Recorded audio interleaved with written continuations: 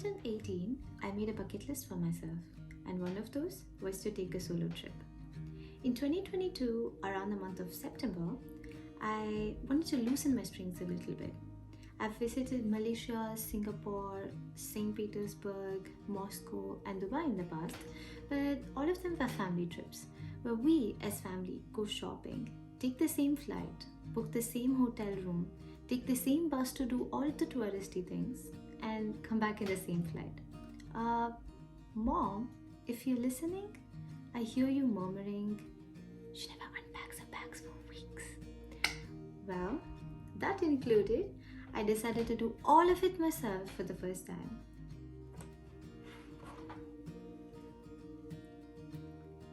With little bit of Googling, I made a list of questions to ask yourself when you go on a solo trip.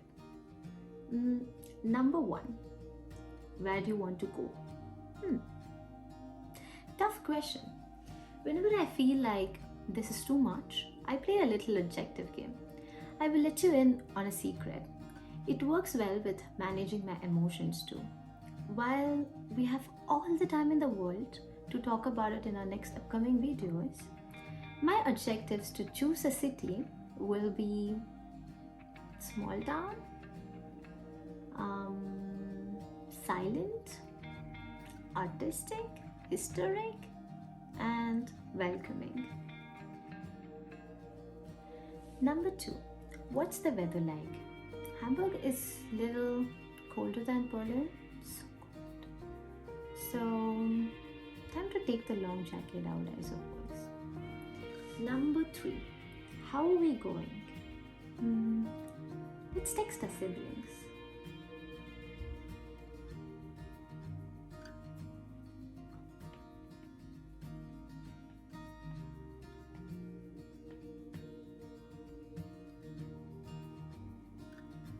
That leaves us with the option train. Thanks guys, that was a great help. Number 4. Plan budget.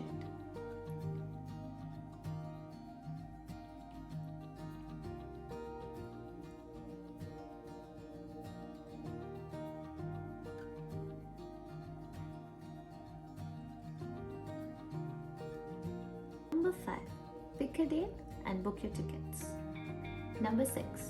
Accommodation.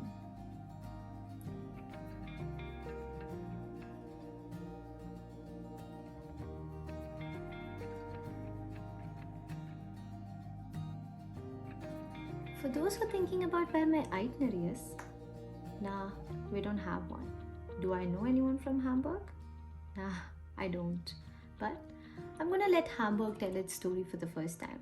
And I think I always like listening to stories in first person. So, we'll figure it out.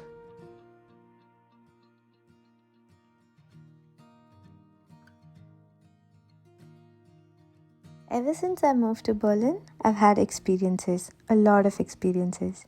I come from a small town Vellore in South India. We all spoke the same language, we all eat the same kind of food. I come from a big family and I'm always surrounded by people, a lot of people. And most of the time, I make it sound like I wanted space and silence, but now I realize how the noises in the background made me feel home.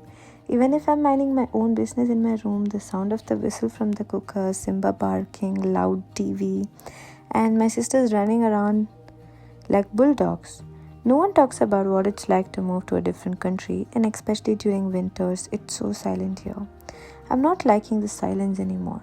But as so many things are changing and as I've always been outside of my comfort zone for the past 2 years, I decided to embrace and become familiar with the changes. That way, all these uncomfortable emotions may find a home. And these are the 2 benchmarks to hit this year. 1, to embrace the cold weather, and 2 is to embrace the silence and solitude. So Hamburg, here I come.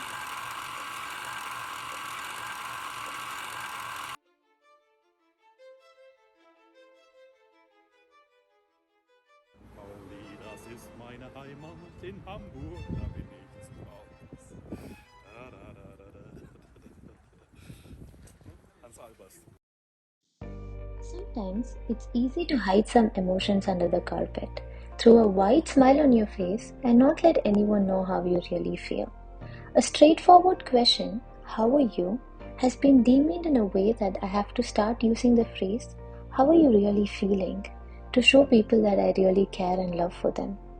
We're inviting many people as guests for my podcast who have been mental health advocates or have personal experiences with mental illness, have applied so many perspectives in my life. Honestly, some worked out and some didn't.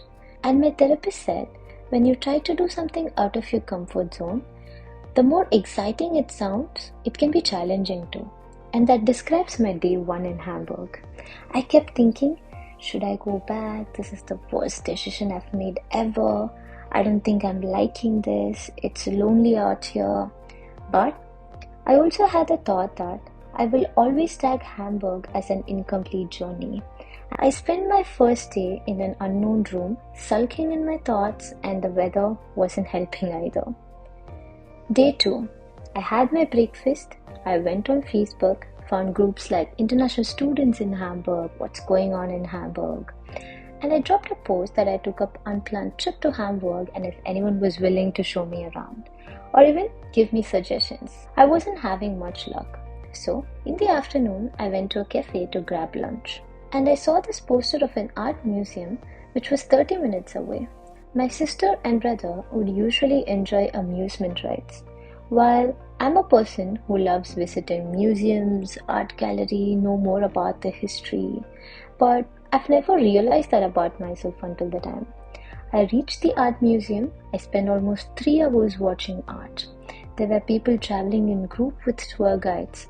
I watched old couples, young adults watching painting for hours, and my curious mind couldn't stop wondering why. So I reached out to this elderly couple and I asked them about it. I love striking up conversation with old couples because they're excited to talk to someone new and they are patient in explaining as if they have all the time in the world. And they said, every time you look at the painting, you see something different. Art takes its form based on the emotion and perspective and how you currently see your life. And I'm glad I can never unhear that perspective in my life and I will always look at art differently for a lifetime. After that, I ordered some food and had a great sleep. The next day, some people had reached out to me and offered to show me Hamburg. And it was quite sunny too and people were all out enjoying the great time of the year. I was so glad to have connected to people who took me to city tour, miniature museum, shared me stories, songs and history. We went on exploring the streets of Hamburg, did some shopping, they introduced me to new food. We even watched a movie called King Richard. With no thoughts in mind, I was just there in the moment. And suddenly, life felt so perfect in this unknown bubble. And one thing I realized from the trip was that you will find home in many places and people. But it doesn't matter if it doesn't cross your path again. For me, personally, what mattered was the collection of those perfect moments, and for that, Hamburg will always have a piece of my heart.